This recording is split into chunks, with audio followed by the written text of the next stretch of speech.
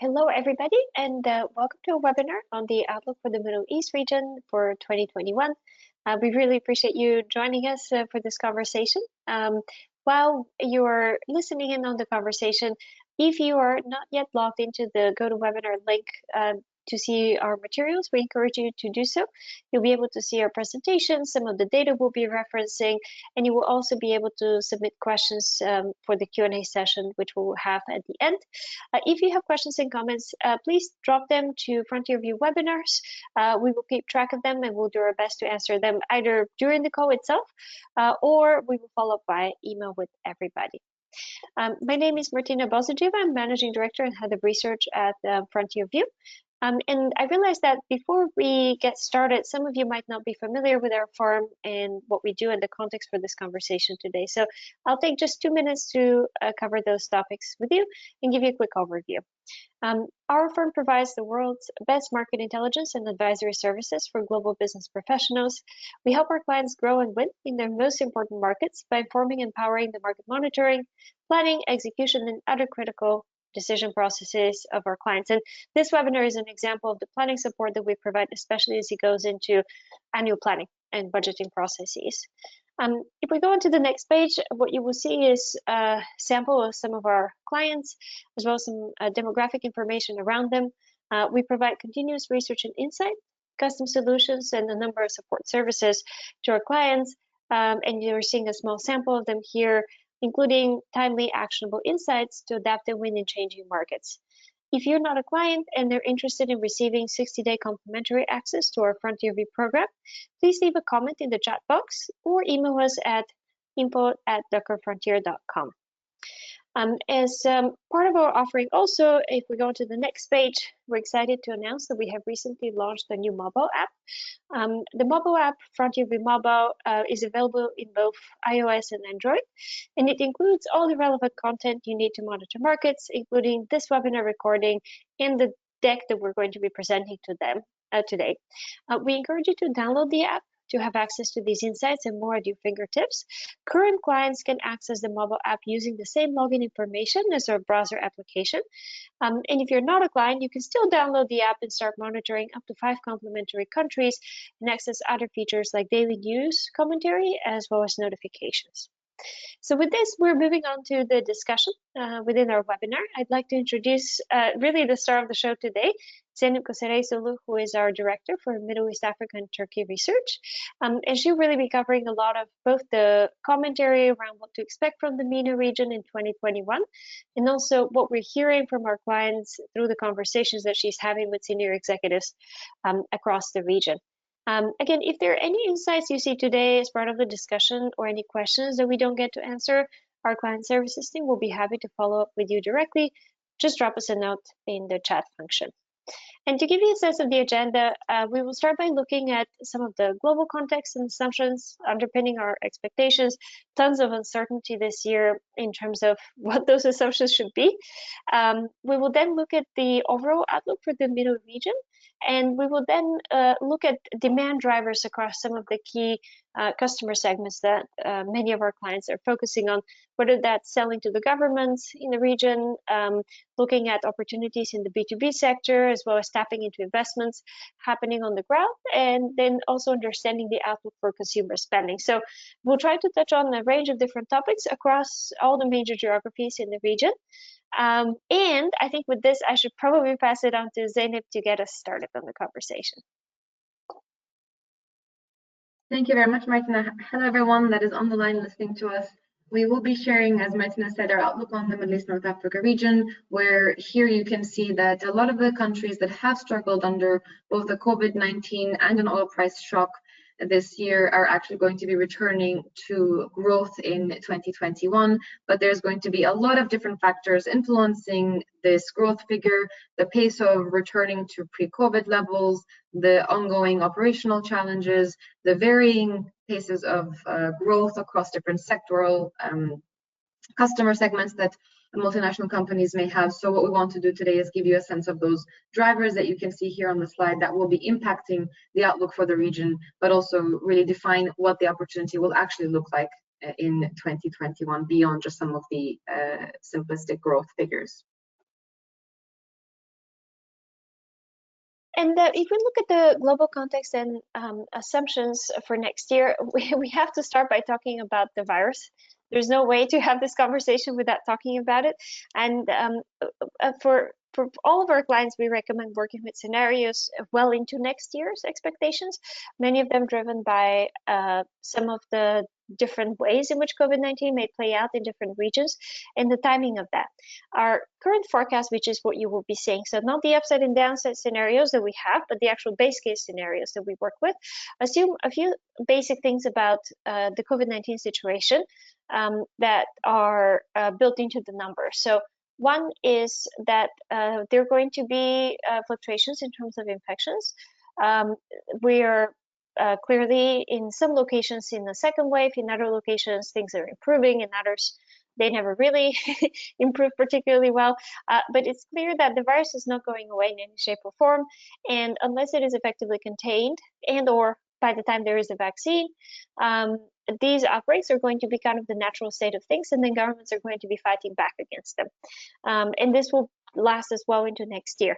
Now, we are seeing very encouraging progress in terms of vaccine R&D, the trial, the tier 3 trials that are taking place across different vaccine candidates, and also governments in the region working both with Western vaccines as well as Chinese vaccines, for example. So clearly there is progress that gives us a certain level of confidence that there will be at least one candidate that is proven to be successful in stage 3 trials, and distribution will begin with different timelines, and Zeynep can talk about what these look like within the Middle East itself, but we're expecting that by the middle of next year, we will be in a position to be doing some level of mass vaccination across major global markets. And that will start to reduce the spread of the virus, and together with some social distancing, not necessarily lockdowns, but some social distancing, that will start to really drastically reduce its prevalence, combined with better treatment. You're starting to see what an end game might look like, but the first half of the year is still likely to be quite challenging, and that includes major markets like the US and Western Europe, for example, as well as a lot of different emerging markets. Now, you're probably looking at the red box here saying, but what about the lockdowns that are happening right now? And it is true that in Western Europe and Central Europe right now, that there are brand new lockdowns being implemented. They are not, if you look at the details of them, as strict as they were during Q2, but clearly they're going to have an impact on growth, depending on how long they last for. The things that are different this time in particular, a little bit more mobility, schools are open in most places, and most importantly, manufacturing, which is picking up speed because of demand from China, is also open, as is construction. So there's certain economic sectors that are going to mean that the impact is not as devastating as it was during Q2, but nevertheless, Q4 will be a weaker quarter in some major markets globally than Q3 was. And that takes us into a challenging Q1 2021. And this is all very important because this global situation on the COVID-19, of course, impacts the outlook across the MENA countries. What you see here is a comparison of how stringent these MENA countries are currently and the level of economic support that governments are trying to provide in this year of difficulty. And I think the key countries I'd like to highlight are ongoing support that the governments have decided to provide to the private sector in countries like Qatar, Saudi Arabia, Morocco, UAE. And these are quite important. As Martina mentioned, we are heading into a period of ongoing COVID-19 fluctuations and potential for some localized restrictions to return across the MENA region as well, not to the extent that we have seen in Europe, but what is really important is how much can these governments support the economies through these difficult times. And it seems from a policy perspective, the UAE, Saudi Arabia, Qatar are choosing to provide slightly above average MENA level support to the economy. Of course, we also see Egypt providing economic support as well, but that is coming through more in terms of direct spending rather than private sector support. So we'll look at all of these countries in a bit more detail later on. Thank you, Zeynep. And of course, given the timing of this conversation, we also have to mention the US election, which, as we expected, is not going to give us results right away. We're still waiting for results from several key states like Pennsylvania, Wisconsin, Michigan, and our view has been consistently that basically since April or so, that we expect a Joe Biden victory. Maybe not a decisive victory, but a victory nonetheless. We continue to hold that view, but we acknowledge that the results so far look quite close. And we also have to deal with the uncertainty that if we do end up getting a second Trump administration, there will be a range of foreign policy outcomes, especially relating to the Middle East, that might be different between the two administrations. So while we're waiting to get the final answer on this question, Zainab, could you maybe comment on what those differences would look like for your region? So the key questions would be around Iran, Qatar, and Turkey, where we could see a potential for a restarting of some talks around returning to a nuclear deal with Iran under the Biden administration. There would be of course, much more difficult conditions than the previous nuclear deal, but still the possibility of a renegotiation emerges with Biden. For Qatar, we will have to see if the US administration will prioritize the removal of the blockade and actually accelerate and create some momentum there. And then, of course, Turkey, in terms of question marks around sanctions, where Trump has been an important obstacle in moving forward with some of the sanctions that the US government, mostly the Democratic side, actually would like to push forward against Turkey. Iraq, Saudi Arabia, less room for huge change in policy, but we still want to monitor. We know that there have been some previous discontents around, again, more of the Democratic part of the government in the US around putting still some sanctions on Saudi Arabia, or if anything, reducing some of the arms trade, for example, and then also with regards to the support towards the Iraqi government. A very important level of uncertainty still in the political landscape there, and the US position will be quite important. So quite a lot of question marks to come for this region after the US election. Well, we will wait to see the results and continue that conversation, Zainab. But if I wanted to wrap up the global section by just giving you a comparative sense of how different regions are expected to perform this year as well as next year. As you can see, Latin America, Western Europe really leading in terms of the recession, and the Western Europe numbers are probably going to get revised down even further for this year and likely next year, even though our 2021 forecast was already below consensus. So quite pessimistic in terms of the outlook there. But across the board, we're seeing a rebound. The question which our clients really are also asking is, when do we get back to 2019 levels of economic size? And as you can see here, even though the growth numbers next year look good, that's a lot about base effect. The timeline for recovery to normal, as defined as before COVID, is quite different across the different regions. So Asia really strongly leads the way, particularly driven by China, which of course then drives demand for exports from Southeast Asia, South Korea, Japan, and other markets. And so it really lifts Asian growth, followed by Sub-Saharan Africa and Central Eastern Europe, which have the opportunity to recover a little bit faster. And then if we continue further on, this also is reflected in our expectations for energy prices. And Zainab can comment here on the OPEC negotiations as well, but we're expecting a slightly higher average oil price next year, not necessarily a massive bump up to it. And of course, taking into account continued production cuts for beyond the next stage of the OPEC negotiations. Yes, and I think it's very important for us to emphasize here that OPEC had these original plans of gradually reducing the production cuts, anticipating some pickup in demand. So they were hoping to see stable oil prices, if anything, rising oil prices, as they were also minimally increasing production from the severe cuts they implemented earlier in the year. Unfortunately, that is not currently taking place. And we are seeing that with especially the return of a slightly more negative sentiment around growth for the winter months from Europe, we are seeing some downward pressure on oil prices. So we want to definitely, yes, plan for a rise in oil prices in 2021, but also really watch the risk of the downside risk of not being able to reach $50 on average, and at least some of the oil exporters in the region becoming more hesitant even with their expenditures as they don't see some of the initial signs of that pickup in demand yet. Mm-hmm. So in other words, then if the risk is more to the downside on this Yes. number than to the upside, right? Yes, it seems so, unfortunately. Mm-hmm. Mm-hmm. And then last comment is on the travel and tourism sector, also very important when it comes to the Middle East region and also globally too. We've looked at the range of different projections globally and regionally as well. And some of the leading research firms focusing on global tourism are expecting normalization first in domestic travel, followed by international long-haul travel. Business travel really lagging behind in terms of its recovery, but really looking at normalization back to pre-COVID levels sometime around 2023, 2024, depending on what region and what segment of the market you're looking at.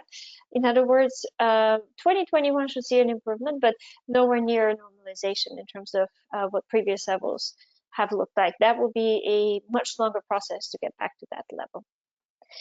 So with this end, I'd love to move on to the outlook for the Middle East, and it will be great to get a comparative view across all the markets, looking at the big picture across MENA. Of course, and let's start with the GCC.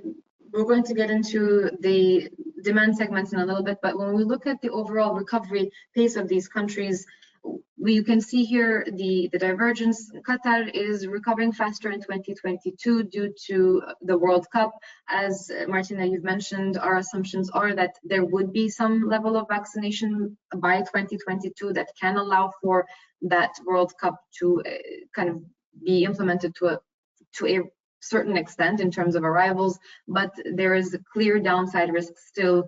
We believe that the risk on global events like that are still very, very important, and that 2022 figure will be revised down as we see any signs of canceling that event.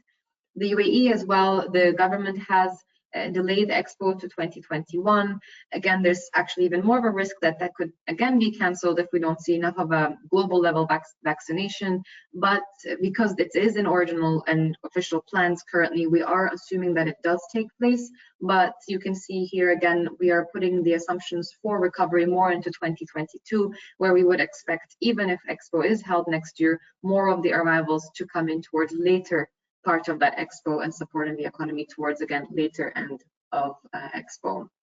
Saudi Arabia will still provide the largest opportunity across this region because of its larger population, its market size, and public investment program as well that would actually be creating some new opportunities in new sectors.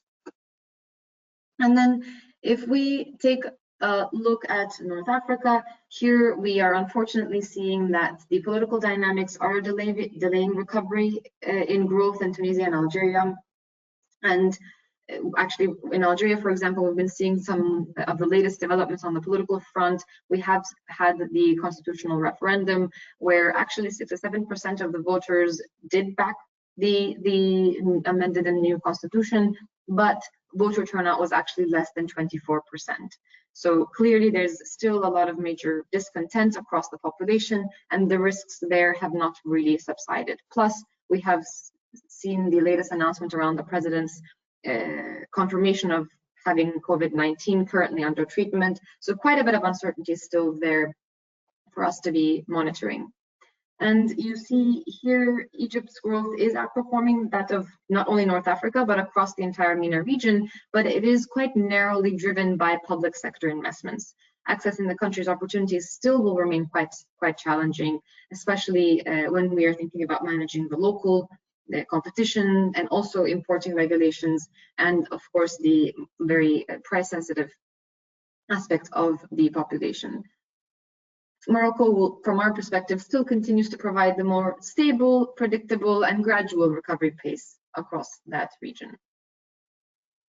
And then when we look at the Levant and a few other countries, we've seen Israel, the largest country in this mix, actually saw a 30% decline in the second quarter of this year in terms of its GDP, plus it has seen another lockdown in the autumn of this year. So actually, from a growth perspective, the numbers were quite bad, but we know that the country has strong fundamentals that can position it for the fastest recovery still, as COVID is contained in 2021. And that's because of its export-oriented manufacturing sector, very targeted and more sticky tourism opportunities. So there's actually still a faster recovery expected there.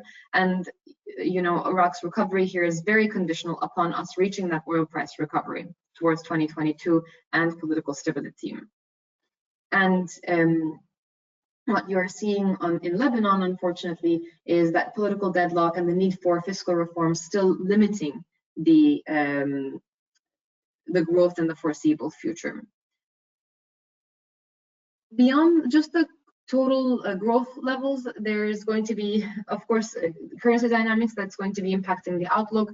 I know a lot of multinational companies selling to the Middle East region do face some pegs in the region, but also some managed currencies, and the euro-dollar dynamics also are quite important. So before I move on to the MENA currencies, Martina, maybe we can quickly comment on the outlook for our expectations on the euro-dollar side as well.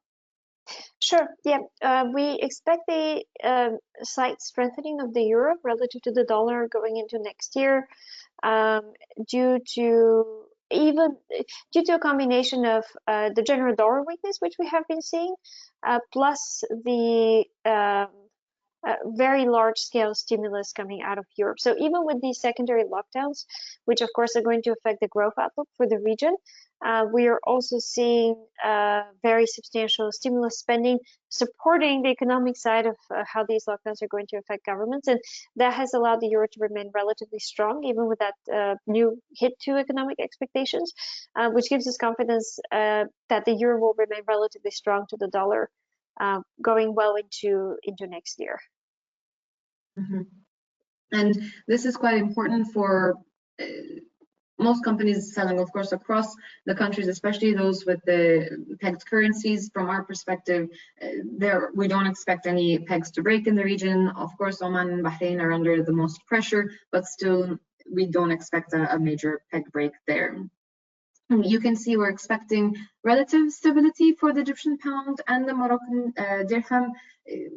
Slight depreciation potentially in both, but relatively speaking across the world, these are going to be quite stable currencies. The risk is continuing for Algeria with the political dynamics, but also with the risk of, unfortunately, maybe not as much of a recovery in oil prices as Algeria needs in 2021.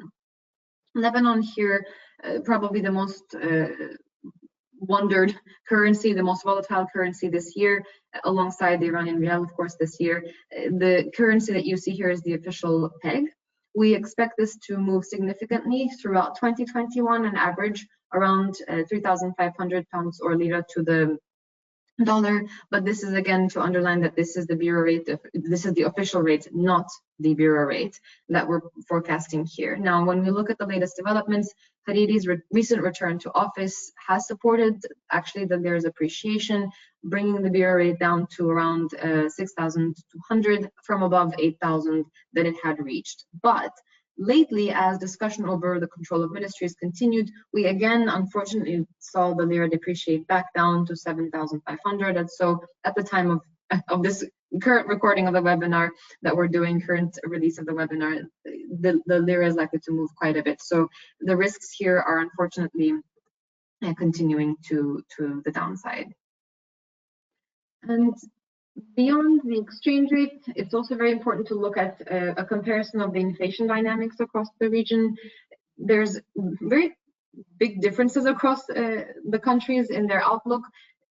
Demand recovery should support inflation in Egypt, Algeria, Iraq, Kuwait, Morocco, Qatar, and the UAE. So some markets you can see slight uptick in inflation, and majority of that is actually supported by a minimal improvement in demand and companies feeling slightly more comfortable to be able to pass on some of their cost increases onto consumers. But You can see in countries like Iran and Lebanon, after hyperinflation this year, inflation there is easing, but still remaining quite high in the comfortable double digits in next year.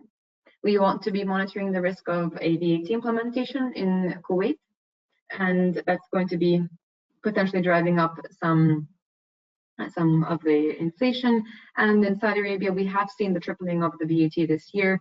It has actually brought up inflation to around 6 to 7%, but this is only half of 2020, and we believe first half of next year in Saudi Arabia will still have around 6 to 7% inflation, but in the second half of next year, inflation should stabilize and still give us an average of around 3.5.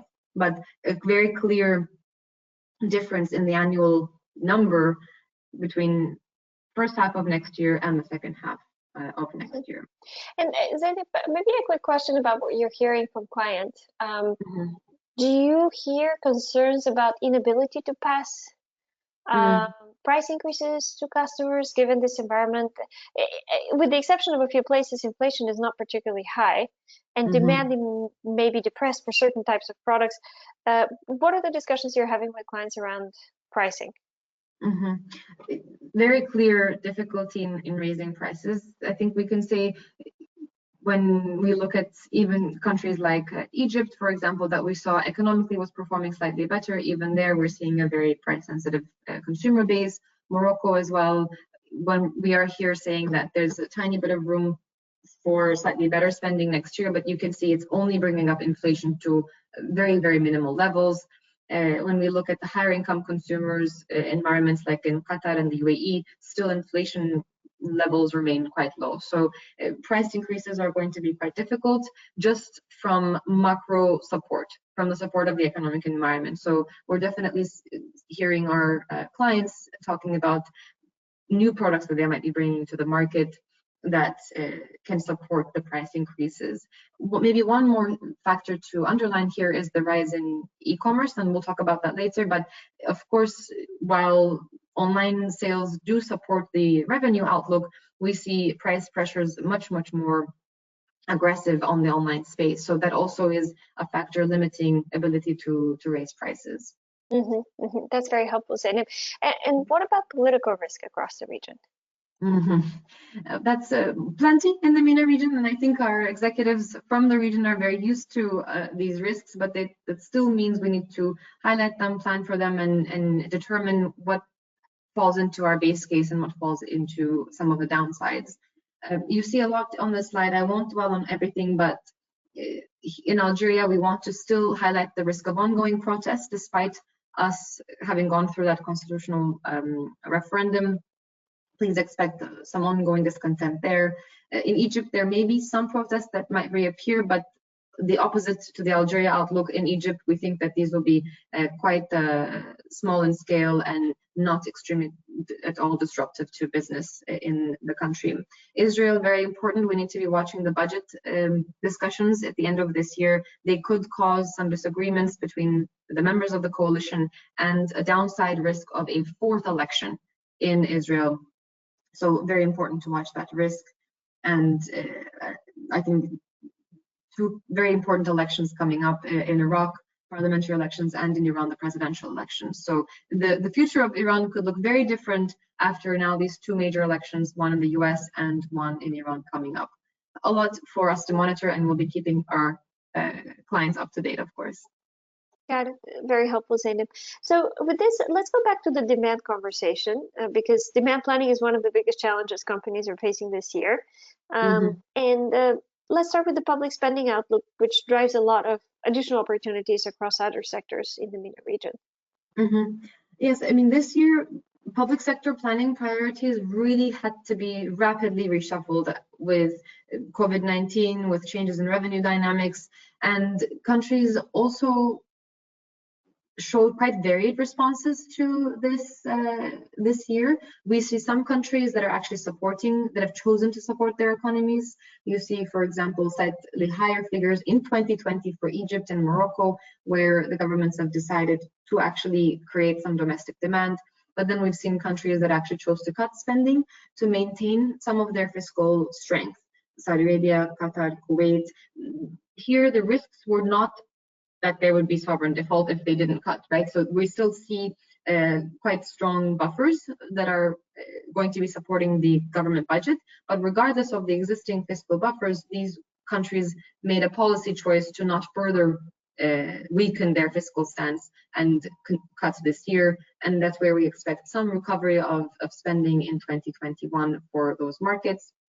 And then there were those countries where we actually saw very dire fiscal situation, political constraints that really weighed on government spending this year, and actually will probably mean quite low spending in Algeria next year, further contractions in Lebanon next year.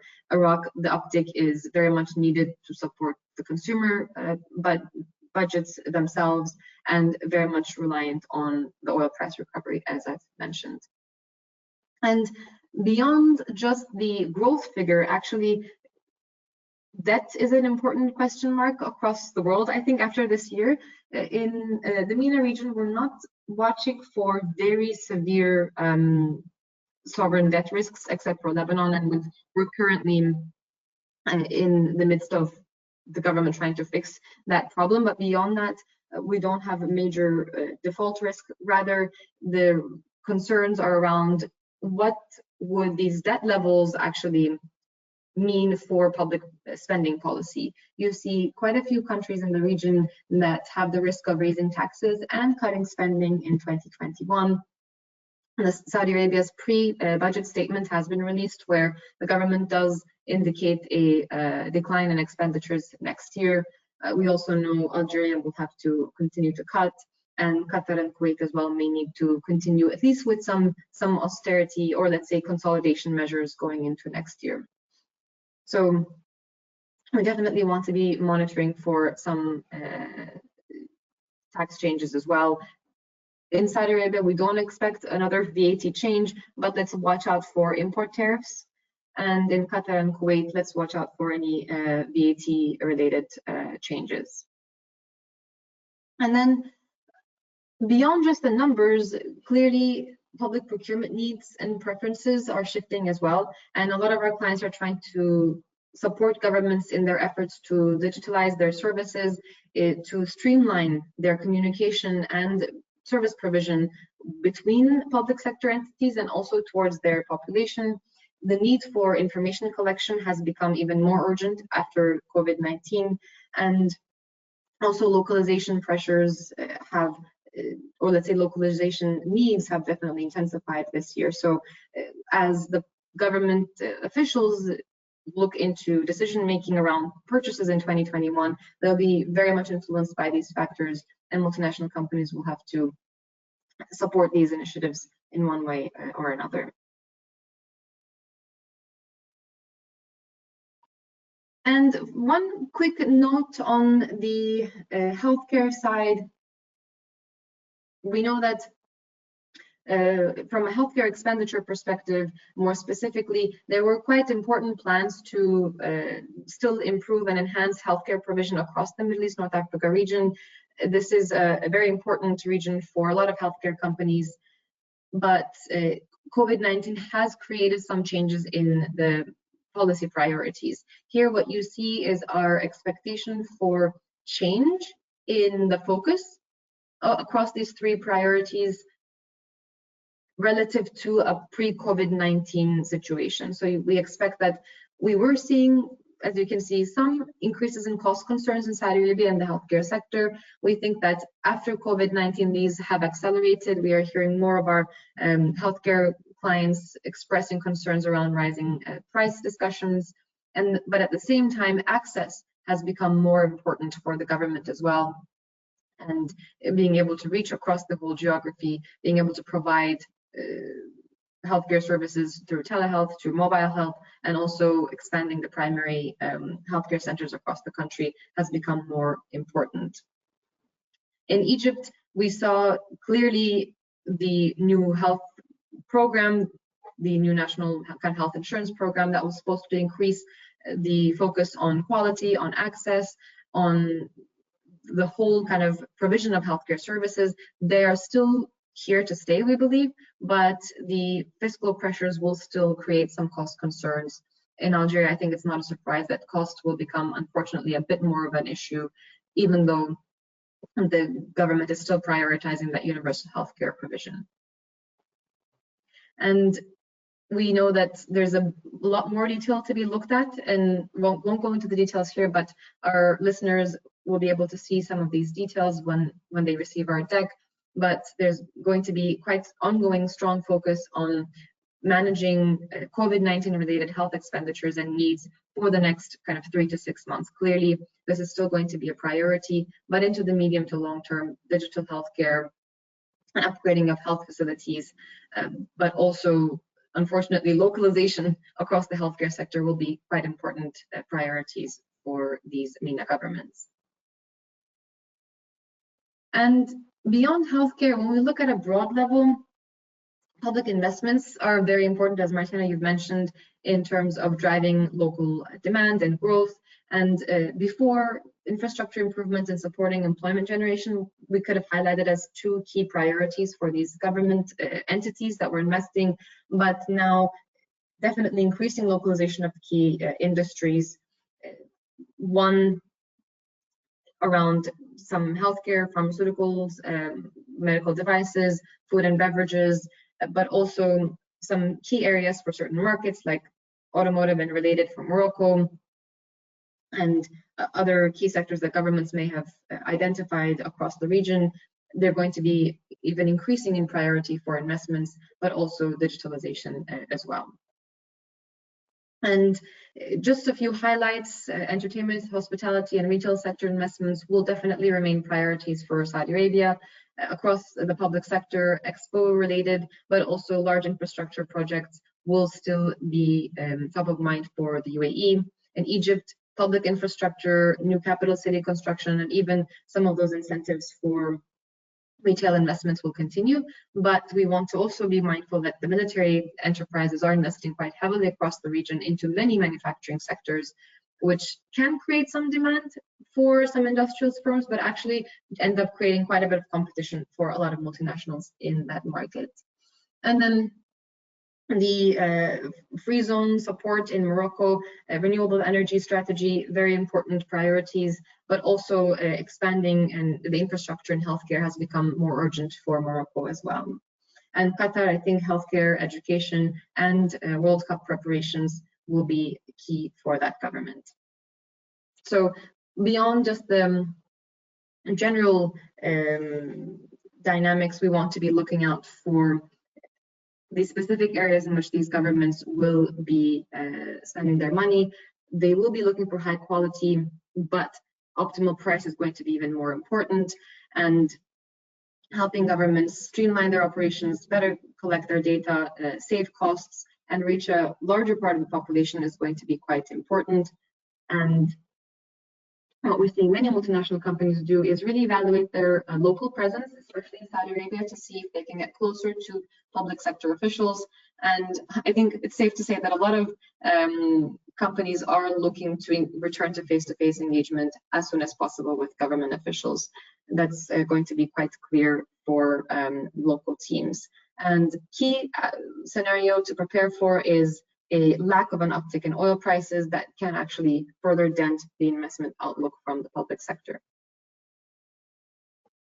Got it. Thank you, Zainab. This was very comprehensive. So over the next 20 minutes remaining from this webinar, we'll cover the outlook for the private sector and then also for consumers.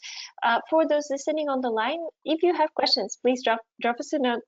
We will do our best to answer them at the end, and if not, we will follow up with you by email. So don't be shy about asking questions, even if we don't manage to get through to them. So Zainab, in the context of where government priorities are going to be, and also the overall economic environment you discussed, where do you see the opportunities in the private sector? I think across the private sector, when we just look at the high-level investment figures, we see here again Egypt outperforming, but there I want to underline that this is actually more driven by public investments and not private, so we want to be careful about that. And then Saudi Arabia here quite narrowly focused on key high-profile Vision 2030 and hospitality projects. And like I've mentioned, Qatar and UAE focused on those Expo World Cup big projects. So overall, the investment in our environment across the MENA region is not very robust right now. We see that private sector companies are actually under quite a bit of margin pressure, and combined with the difficulty in demand planning, actually private sector investment side is going to be quite moderate. There are a few key industry verticals we'd highlight that could see better performance. Agriculture is one of them. Manufacturing, as I mentioned, on certain generic pharmaceuticals, basic medical devices, food and beverages, those firms will be performing better across the region. Retail, some of that FMCG demand should improve as COVID-19 restrictions ease into 2021, and there are still some ongoing retail sector investments across the region. IT and telecoms is definitely prioritized by other companies, but also governments. And it seems healthcare budgets clearly will remain either in line with historical shares or, if anything, increase into the future. So selectively, as we see how the inter-healthcare priorities change, there will be some opportunities to be captured there. Financial services as well, banking sector has also come under quite a bit of pressure this year. Some of that profitability could improve in 2021 with no further rate cuts and maybe some return of loan repayments, but also some slightly better outlook for the financial services in 2021 as well. But there are some verticals that are actually going to continue to struggle. I think oil and gas is not going to see a rapid uptick in demand, and some of the investment plans in those sectors could continue in that slow pace. Some aspects of manufacturing, some of that feed into some sectors like aviation, automotive, some construction as well, could remain in a slow growth environment. And construction itself, the affordable housing side, some of the residential constructions should continue, but we still think that commercial real estate and some of the non-essential infrastructure will be taking a hit. And on the retail side, durable goods consumption, for example, could be quite influenced by interest rates, tax changes, and discretionary products will still be struggling in terms of demand. I think we'd highlight that hospitality and tourism will be one of the last sectors to recover. Some countries, domestic tourism will support the industry, but overall, quite limited outlook for the hospitality sector. Thank you, Zaid. And I just wanted to ask you also, both in terms of how you expect distributors to be performing going forward, and also maybe what you're hearing from some of the clients we're talking to in how they maybe plan to address some of these challenges to their route to market structure. And if you could stay close to the phone because you're going in and out, that would be great. Of course, I can do that. Of course, so this kind of an environment is definitely pressuring business customers, but also the distributors of many multinational companies. What distributors will need is support on demand planning. They are not only facing volatile and quite rapid changes in demand, but also difficulty in identifying what are the reasons for certain sudden upticks in demand or sudden drops in demand. So support from their suppliers in this regard will be very important.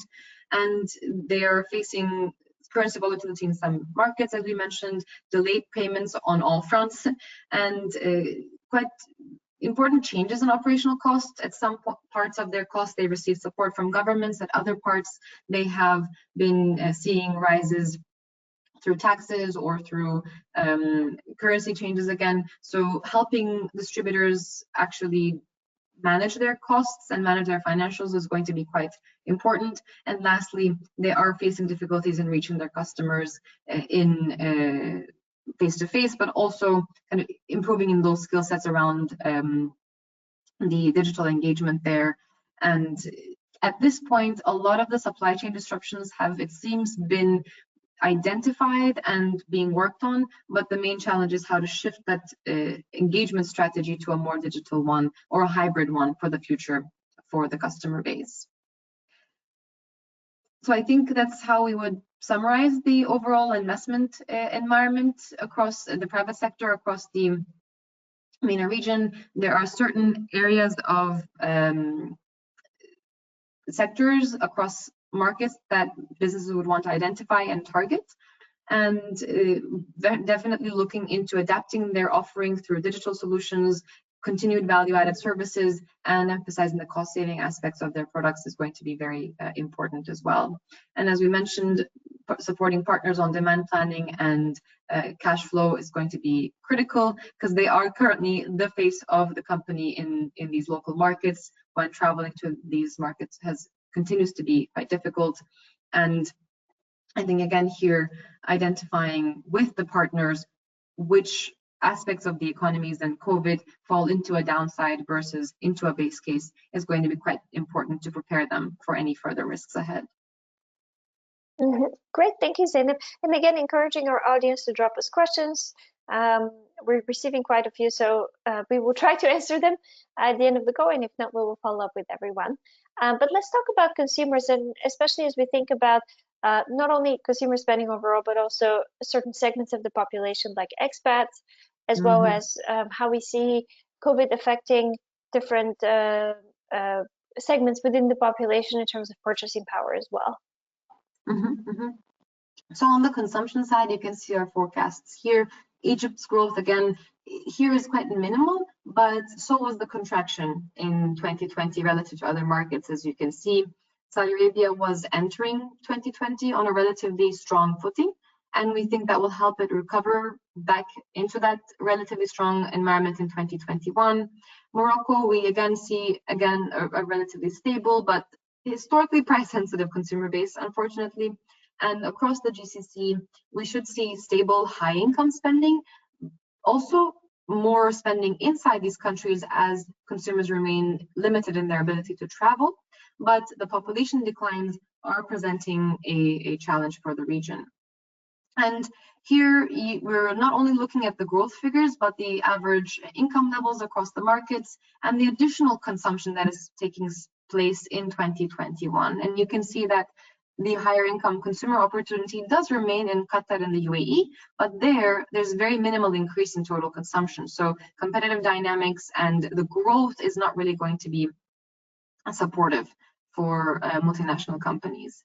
Saudi Arabia, you see here presenting quite an optimal balance of income level and additional new consumption taking place next year, and Israel coming second in this kind of a trend in the region. Egypt, you can see again presenting that volume play of low income but high additional consumption taking place next year. Iran, you're seeing quite low consumption growth, but due to its large size, you're again seeing that higher new consumer spending for those that can access the market. And actually what's interesting here is Algeria and Morocco numerically providing quite similar opportunities at the income levels, at the total size of consumption and new consumption taking place. So if you consider the political and the operating environment comparison between the two markets, clearly Morocco is going to be a winner there, and we might see some more competitive dynamics being focused on Morocco rather than Algeria in 2021. But Martina, you've mentioned very important points. It's not just about the numbers of consumption growth next year, but many other factors like expat population, tourism, etc. And here you see the dependence across the GCC on that expat population. This is one of the few regions in the world right now that is seeing a decline in their population, in that total addressable market size. And we are expecting approximately 1 million expats to leave Saudi Arabia this year and around 700,000 from the UAE. And similar percentages of exodus from other GCC markets as well. So clearly into plans of 2021 and 2022, we do need to put in assumptions of smaller populations that will be reducing that organic growth in that market of that addressable market size. And the tourism itself is very important to create some of that consumption demand as well. You see the historic arrivals of tourists on the chart on the left here, and we saw quite significant drops in tourist arrivals in April, May, of June this year, very much in line with the global averages of no tourist travel across the globe. And when we think about the improvement next year, the expectations are for quite gradual recovery. We would expect that countries like the UAE recover faster because of their faster preparations for vaccination, their current ability to showcase good containment of the virus and safety. and some areas like Oman, for example, could have provided some of that isolated tourism opportunity, but they need to first contain domestically the virus and remove some of the restrictions, so more into late 2021.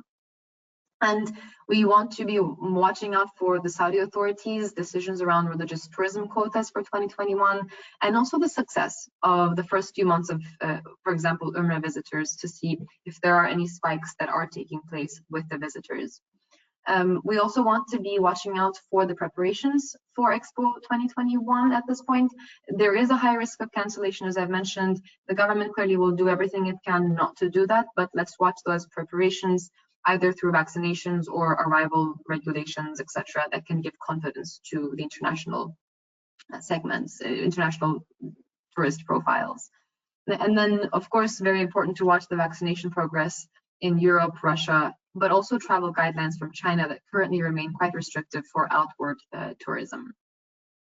And beyond these figures, one last very important factor that actually does impact the consumer growth, consumer demand growth, has been the ability to switch some of this declining consumption towards an e-commerce environment. This is mostly relevant for the GCC, where we've seen strong growth in e-commerce in Saudi Arabia, in the UAE, but also some of the other smaller GCC markets. We believe that the infrastructure sophistication there, the usage of social media and technology already existing at very high levels, and the high income levels, they present a relatively good long-term opportunity for e-commerce, and a lot of businesses are investing rapidly into this area and will continue to do that to support some of the omni-channel strategies that they will build for the region. The opportunities do exist in, for example, Egypt as well, but we would keep our expectations quite moderate for Egypt, Morocco, and still continue to invest in the capabilities there, but really focus on capturing that competitive opportunities in the GCC in the short term.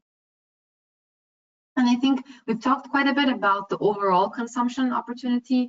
Clearly, there's going to be different trends of demand across different consumer products. We know that there are certain aspects, certain goods, certain services that are going to be continuing to see structural declines in demand unrelated to COVID-19, and some areas that even when COVID-19 is contained, demand for certain kinds of products will continue to increase, like IT and communications and online channels, but also gradually as the world adopts more electric vehicles, as you can see, for example, and also values around sustainability, these will trickle through into the Middle East as well and create that structural, slow but ongoing increase in demand for these kinds of products. And in the short term, we will still see ongoing demand for COVID-19 related products, sanitary cleaning products for quite some time, and also home working and entertainment as well. There are certain areas that we believe are impacted by COVID-19, like holiday tourism, personal travel, textiles, but there is room to recover the demand here as COVID-19 does actually subside in terms of its impact on the restrictions of our lives. And so overall, I think we can really conclude this section with a very complex and nuanced outlook on consumption. The Middle East presents a varied levels of opportunities, from very low income, high growth markets to high income, low growth markets. And we would kind of summarize this as consumer dynamics remaining stable in Egypt and Morocco, improving slightly in Saudi Arabia, to a lesser extent in the UAE. And we would kind of want to segment on a product by product basis to target the consumers with, and very much invest in that online channel, especially in the GCC, to be able to really maintain the growth momentum in the region. Got it. Thank you, Zainab. This is a very comprehensive review. I'll give you a chance to take your breath while I'm assembling the questions, but I think we might have time for a couple before we need to wrap up. So one question that I know has come up in the past as well, and in the context of how you see budgets by governments evolving next year, for the GCC, do you expect to see continued payment delays for government procurement deals, especially maybe Saudi in particular? That's a very important question, and I know it's been complicating planning for a lot of distributors in the region. So in terms of payment delays, we can actually see some of these challenges continuing in, and maybe even accelerating in markets like Kuwait, Oman, and Bahrain. They are still, Oman, Bahrain being under a lot more pressure, but Kuwait also seeing some increased challenges in organizing its fiscal expenditures. In Saudi Arabia, what we will likely see is a very uncertain kind of payment calendar, let's say. Clearly, oil prices are not going to increase to the levels that the government expected in Q1 of this year. So we might actually see more of the funds trickling through into the government coffers towards second half of the year. So I think we should expect some ongoing delays in the first half for sure, and then some big chunks and unexpected moments of release of payments in the second half of the year. Got it. Okay, this is as specific as I can possibly get, I think, with this kind of question. Another question we got, which is from more of a consumer-oriented firm, is thinking about Beirut as a hub for consumption, whether it's through tourism, luxury goods, spirits, and the other types of consumer products. Given everything that's transpired in Lebanon this year, how do you see the role of Beirut as a regional hub for some of that consumption going forward? Beyond COVID-19, do you think that they will continue to be continue to be an attractive destination for tourism and travel, say from the Gulf and other parts of the Middle East? Or do you see that focus shifting to a different city or location in the region?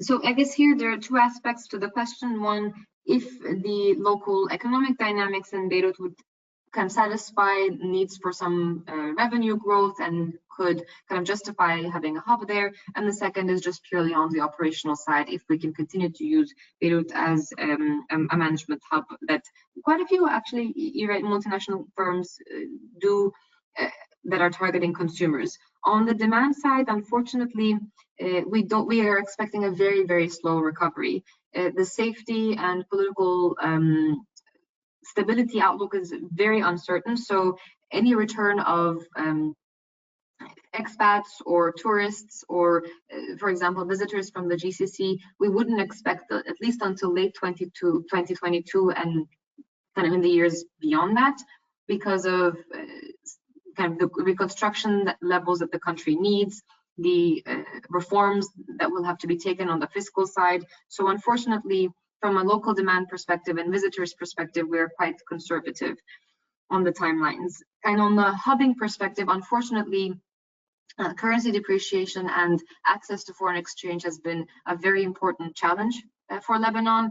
And until this can be meaningfully resolved, and I suspect that a lot of companies will be quite suspicious to hub from that market and could be looking to actually remove maybe some of their hubs temporarily, at least to countries like the UAE. So, and from an access to foreign exchange perspective, very important if new loans can be accessed by this new government, but there again, the uncertainty is quite high and the reforms are very, very difficult. Thank you, Zainab. I think we can squeeze in just one last question before we need to go. And the question was related to the Dubai Expo.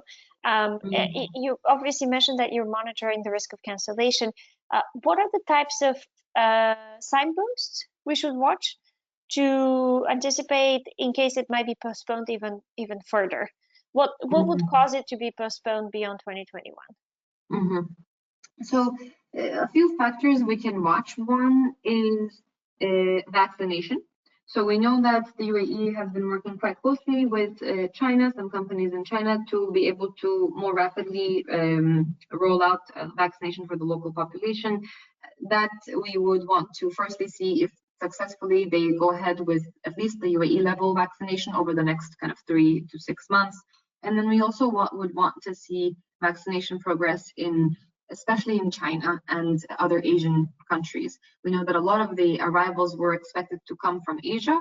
So beyond China, if other Southeast Asian and actually other Asian countries are able to vaccinate at a relatively good pace in first half of next year, or by, let's say, middle of next year, that can also confirm that the expo could occur. If we see very much delays in the vaccination process, that's a signpost of potential cancellation. The second is going to be probably quite difficult to forecast, but would have to be watched around Q2 of next year, and that would be around travel guidelines from airlines, from governments in Europe and Asia. Again, if we are in a situation where travel is improving, airline travel is improving, then that should also support the expo likelihood. And I think last are the local infection rates in the UAE. They are actually rising. In the last few months, they have been increasing, but the ability to separate COVID-19 and non-COVID-19 treatments across public and private has really helped give confidence to the population about accessing COVID treatments, but also continuing life outside of COVID. And so if we don't see any further need for new restrictions over the next, again, 3 to 6 months, that would really help ensure Expo can take place. Great. Thank you so much, Zainab, and thank you everybody for joining us today. With this, we wrap up our conversation because we are at time. If we were not able to answer your question, we'll be sure to follow up with responses through your client services manager. And everybody will also receive a recording of the presentation within 24 hours. You'll be able to find the deck that we presented today on our Frontier View platform too. You can view these webinar materials and much more on our mobile app, again, which is available for download right now on iOS or Android. And for a complimentary access to our suite of resources, including data, dashboard tools, and market monitoring reports, please email us at info@dockerfrontier.com, and a member of our team will be in touch. Thank you very much for everybody on the line for joining us. We hope you have a great day, and we look forward to speaking with you again soon. Bye-bye.